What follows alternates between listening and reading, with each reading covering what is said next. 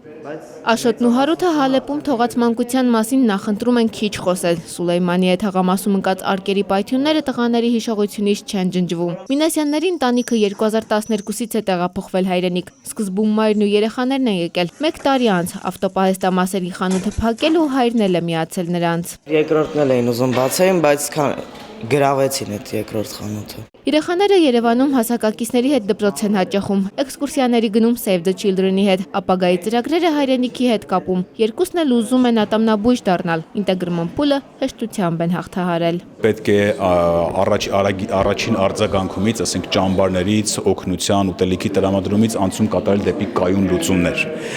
անցում կատարել դեպի ինտեգրացիա, անցում կատարել դեպի զբաղվածության խնդիրների լուծումներ։ Լուսանկարներում փախստականների երեխաներն են, նրանց ընտանիքները վերջին 20 տարիներին են ապաստան գտել Հայաստանում, Արցախից, Իրաքից, Ուկրաինայից, Սիրիայից։ Ցուցադրությունը հյուրընկալվել է խորհրդանշական վայրում։ Հայ բարեգործական ընդհանուր միությունը ներգաղթյալների օգնության հարցում ունի ավելի քան 1 դարյա փորձառություն։ Դժբախտաբար պետք է ասել, որ ընդհանուր համաշխարհային ինտերակցիոնը պետք է գազին չափ մոդեն չի դեպի եւ որ աս պատկերները կտեսնանք գրնակացնին պատկերներուն նման այսօր նորեն պատկերներ ունենալ։ Այս շաբաթ փախստականների հիմնախնդիրների մասին աշխարհում խոսում են ամենտեղ ու անընդհատ։ Հայ ժողովուրդն իր պատմական դառը փորձով, Հայաստան պետությունն իր հյուրընկալ քաղաքականությամբ օրինակ են, ինչպես լուծել միգրանտների խնդիրը։